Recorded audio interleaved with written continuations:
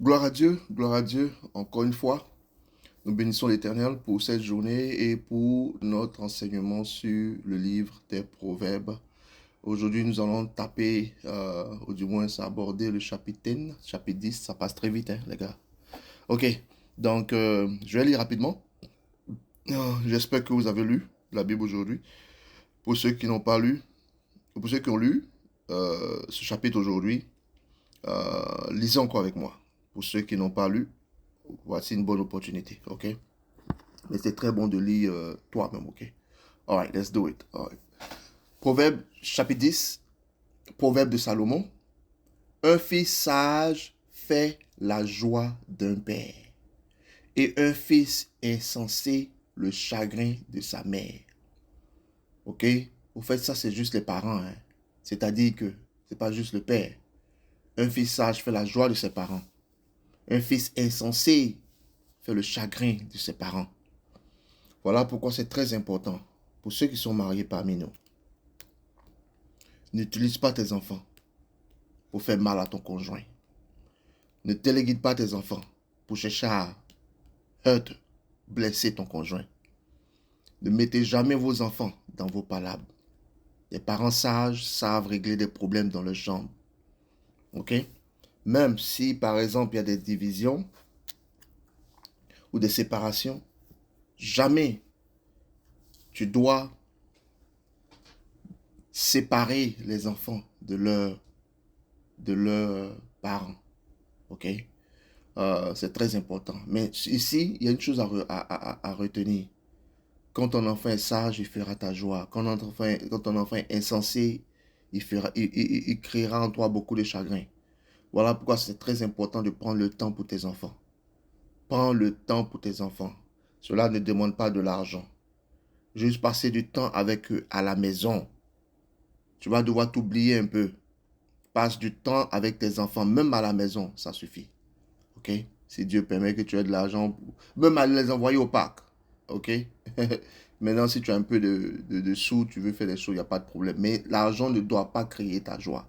Ok? Le système de ce monde est en train de nous fatiguer. Comme si on a l'argent, on a besoin d'argent pour tout. Ok? Alright, les trésors, en deux, les trésors de la méchanceté ne profitent pas. Mais la justice délivre de la mort. Les trésors de la méchanceté ne profitent pas. Ok? Ce que tu gagnes au travers de la méchanceté, de ce que tu fais qui n'est pas bien, ne va pas profiter dans le long terme. Mais la justice délivre de la mort. L'Éternel ne laisse pas le juste souffrir de la faim, mais il repousse l'avidité des méchants. Comprenez? Il ne va jamais laisser que tu souffres de la faim. Tu sais pourquoi?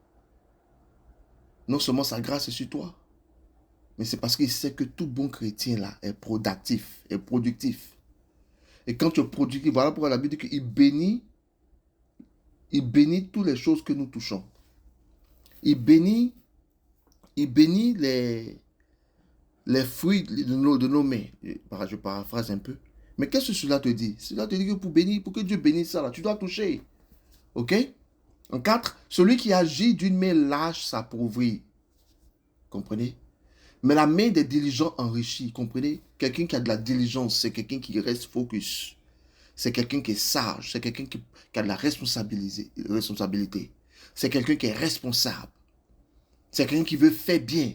Dans la diligence aussi, il y a de l'intégrité. Il fait son travail bien. Il veut chercher à s'assurer que tout est bien fait. 5. Celui qui amasse pendant l'été est un fils prudent. Celui qui dort pendant la moisson est un fils qui est fait honte. Comprenez? Dieu veut que pendant l'été, on amasse. Et l'été ne veut pas forcément dire la saison pendant la chaleur, les temps d'été. Non. C'est pendant que les choses, pendant le temps de harvest, pendant le temps de la récolte, tu dois pas être paresseux. Tu comprends? Pendant que tu es jeune, tu dois travailler. Pendant que tu as de la force, tu dois travailler. Quand il y a des opportunités, tu dois profiter de ces opportunités pour pouvoir développer et accumuler. Celui qui dort pendant la moisson est un fils qui fait honte. C'est normal. En 6, il y a des bénédictions sur la tête du juste. En réalité, il y a des bénédictions sur la tête du juste. Mais la violence contre la bouche des méchants. Ne sois pas méchant. Ne sois pas violent. La mémoire du juste est en bénédiction. Amen. Mais le nom des méchants tombe en pourriture. Leur nom tombe. Le nom des méchants tombe en pourriture. Qui dans ta génération qui viendront après toi pour vouloir se rappeler même de toi si tu es méchant. Et je vais te dire quelque chose. Tu peux cacher beaucoup de choses, mais ça sortira. Voilà pourquoi ne cache pas les choses. Sois tel que tu es devant Dieu. Voilà pourquoi Dieu n'aime pas les gens qui sont tièdes. Sois chaud, sois froid. Ok? Celui qui est sage, en 8, de cœur reçoit les préceptes. C'est normal. Celui qui est sage sait que les préceptes sont importants afin de les appliquer. Mais celui qui est insensé des lèvres court à sa pète. Voilà pourquoi il ne faut pas être trop rapide à parler. Il faut penser avant de parler. Celui qui est insensé des lèvres court à sa perte. Celui qui marche dans l'intégrité marche avec assurance. Oh yeah. Mais celui qui prend des voies tortueuses sera découvert. Celui qui cligne des yeux est une cause de chagrin, en 10. Et celui qui est insensé des lèvres court à sa perte. La bouche du juste est une source de vie. Mais la violence couvre la bouche des méchants.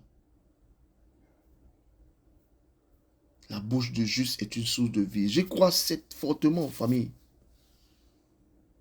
La bouche du juste, celui qui a de la sagesse, celui qui est connecté à Dieu, sa bouche, là, c'est une source de vie. Fais attention, il ne faut pas être négatif. Il ne faut pas toujours voir la négativité dans la vie des gens. Il faut avoir un mind, un heart qui veut toujours move forward toward peace. Voilà pourquoi il dit que vous les reconnaîtrez parce qu'ils seront des agents de paix. Il ne faut pas toujours voir le négatif dans les gens. Tu veux aider, il faut aider. Il ne faut pas remuer les choses, il faut avancer. Il ne faut pas chercher à avoir toujours raison. Il faut toujours rechercher la paix. Et souvent, pour rechercher la paix, on doit s'oublier. Oublier ses émotions, maîtriser ses émotions. La bouche du juste est une source de paix, une source de joie, non, source de vie. Moi, je crois fortement. Et je m'exerce à cela, que ceux qui sont autour de moi, j'ai toujours quelque chose de positif. Quand je dis positif, une instruction spirituelle, une instruction physique à leur dire. J'aurai toujours quelque chose pour te faire avancer. Parce que je suis une personne qui marche dans righteousness, parce que j'ai Jésus-Christ. Voilà pourquoi je dis, là où nous partons, nous devons apporter ce vent nouveau, la bonne nouvelle. Ce n'est pas seulement la bonne nouvelle des cieux, mais c'est la bonne nouvelle. Car le royaume des cieux est parmi eux, parce que tu es là. Tu viendras pour apporter des solutions. En 12, la haine excite des querelles, mais l'amour couvre toutes les fautes. Famille, la haine là, excite des querelles. Tu sais ça, quand tu n'aimes pas quelqu'un là, la personne autour de toi, tu cherches des querelles. Et dans la Bible aussi, nous dit que les gens qui aiment les querelles là, ce sont des enfants du diable. Ce sont des mauvais comportements. Il ne faut pas aimer les querelles. Parce que c'est l'opposé de celui qui cherche la paix. Hein. Mais l'amour couvre toutes les fautes.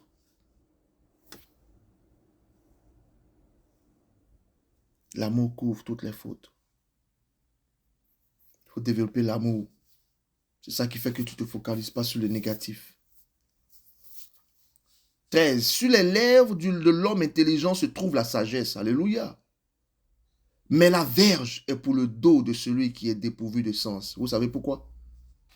Pourquoi dis-tu que la verge est pour le dos de celui qui est dépourvu de sens?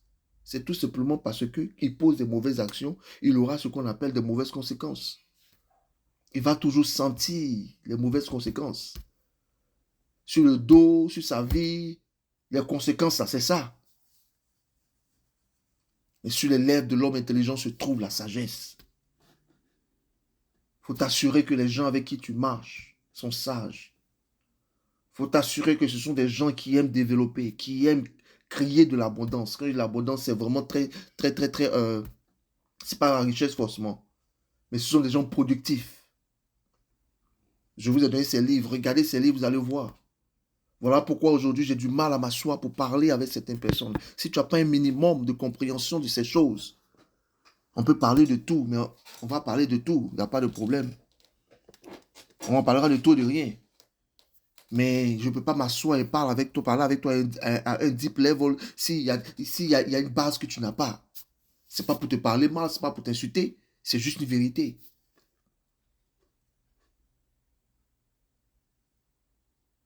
Les sages tiennent la science en réserve. Regarde ce qu'il dit. Les sages tiennent la science en réserve, mais la bouche de l'insensé est une ruine prochaine. Alléluia. Voilà pourquoi j'essaie de fuir les insensés. J'essaie de fuir les insensés. Parce que la Bible dit que l'insensé, là, sa route est remplie de tortures. Le chemin de l'insensé, là, est une ruine prochaine. Je peux être ami avec un insensé, mais je sais que, on est juste amis. Je le respecte et je l'aime. Mais j'évite de faire des choses, d'entrer en partenariat ou faire des choses avec l'insensé. Je bénis Dieu qui m'enseigne à pouvoir repérer les insensés de ma vie, afin de savoir juste les aimer, être ami à eux, mais je ne peux pas entrer dans des ventures avec eux. Les sages tiennent la science en réserve, tu comprends? Je vous ai dit hier que la science, c'est une étude, c'est une chose qu'on éculque, c'est une chose qu'on enseigne. Et la sagesse de Dieu nous enseigne la science du royaume des cieux. Les sages tiennent la science en réserve. Ils protègent la connaissance. Ils s'assurent qu'ils aient toujours en réserve la science de l'Éternel. La fortune est pour le riche une forte ville. La ruine des misérables, c'est leur pauvreté. Comprenez? L'œuvre du juste est pour la vie. Comprenez? Le gain du méchant est pour le péché. En 17, celui qui se souvient de la correction prend le chemin de la vie. Mais celui qui oublie la réprimande s'égare. Et encore, laisse-moi te répéter cela, que tu puisses retenir cela. Tu vois, proverbe est l'une des bases de toutes choses. Si tu as compris bien le proverbe quand tu lis le Nouveau Testament, ça t'aide à pouvoir vraiment pratiquer ce que Dieu a dit. Parce que ça te donne une orientation. Celui qui se souvient de la correction prend le chemin de la vie. Voilà pourquoi tu dois aimer la réprimande et la correction. Quand ils viennent de Dieu, c'est la vérité. Ou quand on te dit une vérité, quand on te dit ce qui est bon pour toi. Ne sois pas kaki, ne sois pas égoïste, ne sois pas un but de ta personne. Si tu sais que c'est bon pour toi, humilie-toi, car Dieu aime les humbles. Mais celui qui se souvient de la correction prend le chemin de la vie. Tu vois ici, cela demande aussi que tu te souviennes de la correction. Demande à Dieu, oh Père, aide-nous, aide-nous, aide-nous, aide-nous à nous rappeler des réprimandes et des corrections. Afin que Père, nous puissions grandir. Afin que Père, nous puissions nous améliorer au nom de Jésus-Christ de Nazareth. Parce que quand je me rappelle, je me souviens de la correction, alors je prends le chemin de la vie.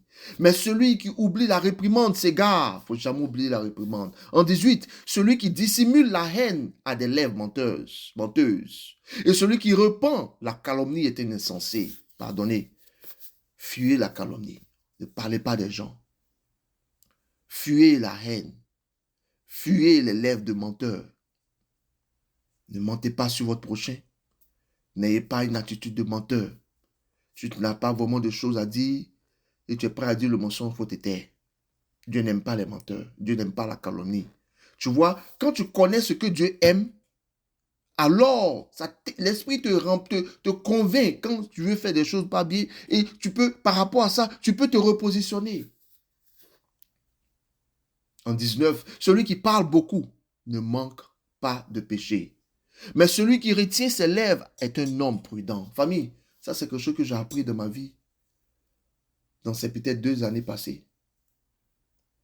De plus tu deviens sage, de plus tu aimes le silence, de plus tu aimes moins parler. Hier, quand je suis avec mes enfants ou il y a des bien-aimés autour de moi, j'aime parler de tout et de rien. Mais je pense à ce que je dis. Mais celui qui retient ses lèvres est un homme prudent. C'est la capacité à se maîtriser. C'est pas tout on parle, c'est pas tout on dit. Aujourd'hui, il y a des choses que je ne peux pas dire devant tout le monde parce que, comme je vous ai dit tout à l'heure, il y a un certain niveau avant que je parle. Si je parle de tout, je parle de rien. Ou du moins, j'essaie de pouvoir, comme on dit en anglais, meet people where they are. Merci, Seigneur. I meet people where they are. Si c'est qu'il y a des choses que tu ne comprends pas, que peut-être ça sera difficile pour toi de comprendre, ou bien ce sera trop challenging, I don't go there, I don't go there. Il y a des choses que je montre aux gens quand ils ont la volonté de pouvoir comprendre, quand ils voient qu'ils ont la soif de ces choses. Je demande la sagesse afin que je leur donne cela. Parce que ce n'est pas tout on dit. Faites des recherches, vous allez voir. Les gens qui sont highly émotionnellement intelligents sont des gens qui aiment le silence. Sont des gens qui aiment être seuls. Il fallait que je fasse mes recherches. Il fallait que je tombe un jour dessus. Parce que c'était quelque chose que Dieu a mis dans mon cœur. Mais je ne savais pas où trouver cela. Et un jour dans mes recherches, j'ai trouvé cela. Et cela m'a appris beaucoup de choses sur ma personne. Si tu es highly je vais dire ça en anglais, emotionally intelligent et intelligent émotionnel, tu aimes beaucoup être seul parce que tu es un penseur de nature. Et la Bible nous dit ça ici aujourd'hui. Que celui qui parle beaucoup ne manque pas de péché. Mais celui qui retient ses lèvres est un homme prudent. La langue du juste est un argent de choix. Le cœur des méchants est peu de choses. Les lèvres du juste dirigent beaucoup d'hommes, tu comprends? Et les insensés meurent par défaut de raison. Les lèvres du juste dirigent beaucoup d'hommes. C'est normal parce qu'ils connaissent où trouver la vie. Ils savent comment arriver à la vie. Voilà pourquoi ces lèvres dirigent beaucoup d'hommes. Voilà pourquoi je dis, ce n'est pas tout le monde qui doit prêcher. Ce n'est pas tout le monde. Ce n'est pas pour tout le monde. C'est pour certains, mais ce n'est pas pour tout le monde. Qu'est-ce que cela nous emmène à comprendre? C'est pour qui on doit comprendre et comment on doit arriver à cela. Vous voyez, parce qu'on ne respecte pas ces choses, voilà où nous sommes aujourd'hui. On a beaucoup d'enseignants qui disent des mensonges. Et la science d'en haut n'est pas donnée dans sa vérité.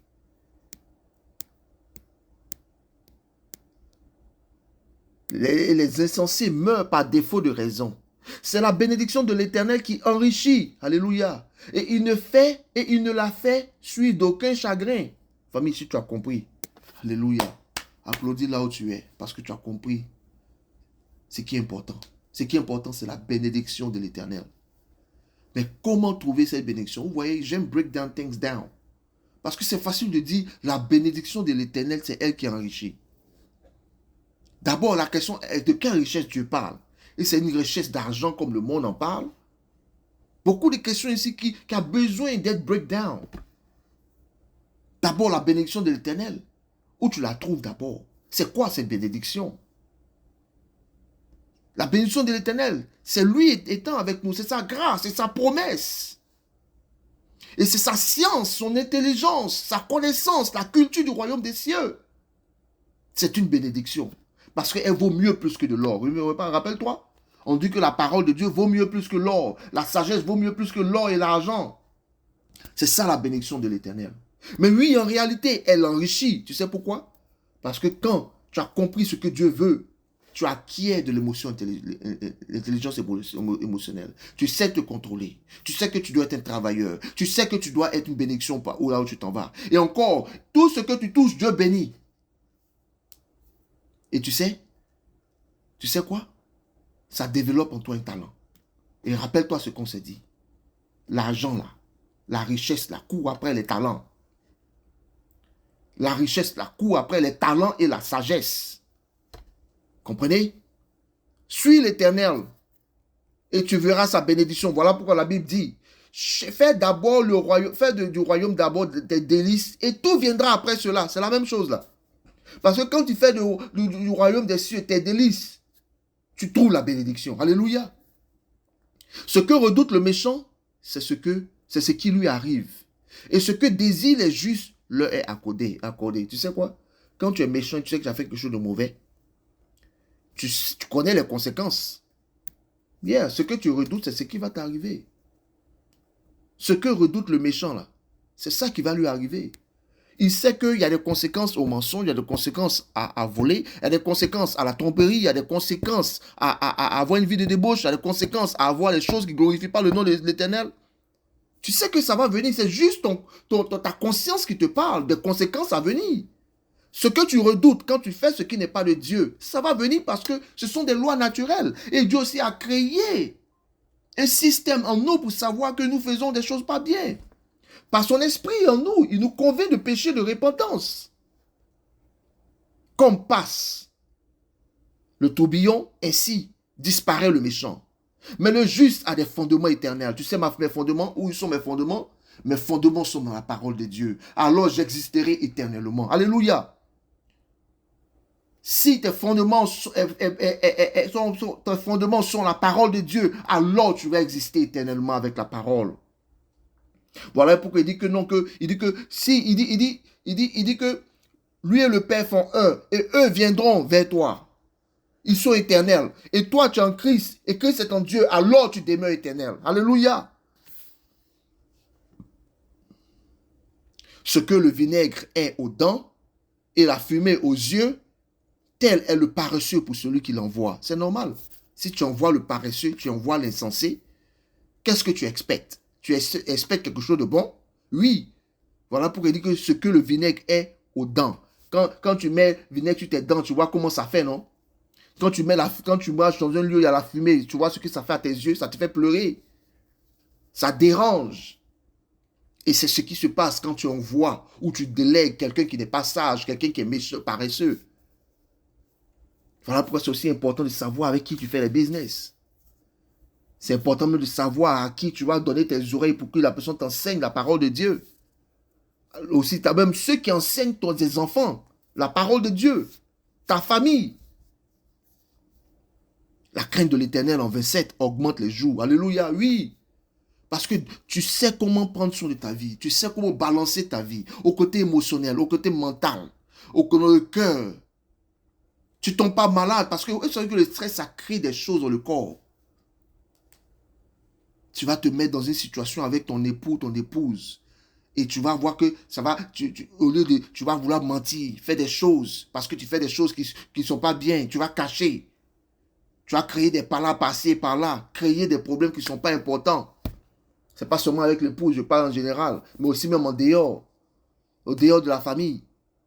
Sois en paix avec tout le monde. Oui, la crainte de l'Éternel augmente les jours, parce qu'elle t'emmène à être intègre. Ça te donne la paix du cœur. Mais les années des méchants sont abrégées, parce que c'est un risque. Quand tu risques beaucoup étant méchant, hey, ça peut affecter ta vie sur terre. L'attente des justes n'est que joie. Alléluia. Mais l'espérance des méchants périra. Et je te dis quelque chose.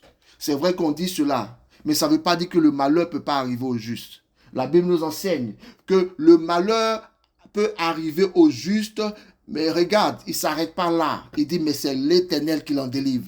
Comme le malheur peut arriver à tout le monde, qu'il soit méchant ou bon, le malheur peut arriver à tout le monde, même aux justes. Mais la Bible nous donne une promesse qui vient après cela pour dire que c'est l'Éternel qui l'en délivre. Voilà pourquoi l'Éternel est mon espérance. Lui, le malheur peut venir, mais c'est lui qui me fera sortir du malheur. C'est celui qui will make the way for me. Au nom de Jésus-Christ de Nazareth. Saisis cela.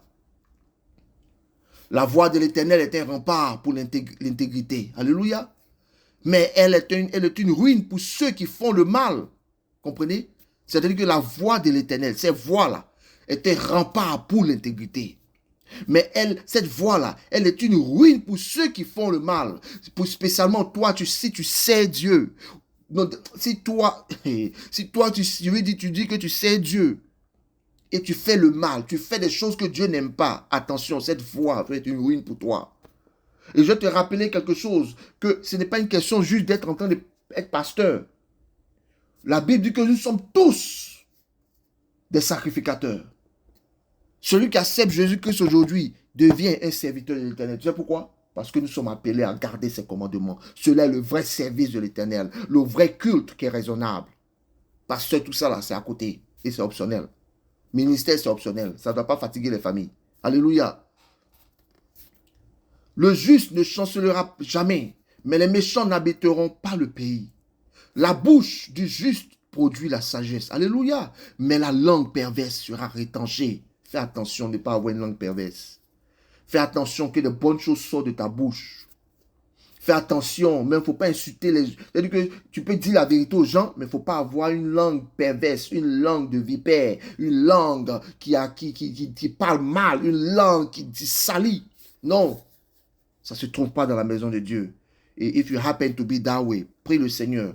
Sois conscient de ces choses. Et prie Dieu d'enlever des choses. Et sois intentional avec ça aussi. Et regarde ce que tu dis. Fais attention à ce que tu dis. Fais attention à ce que tu penses.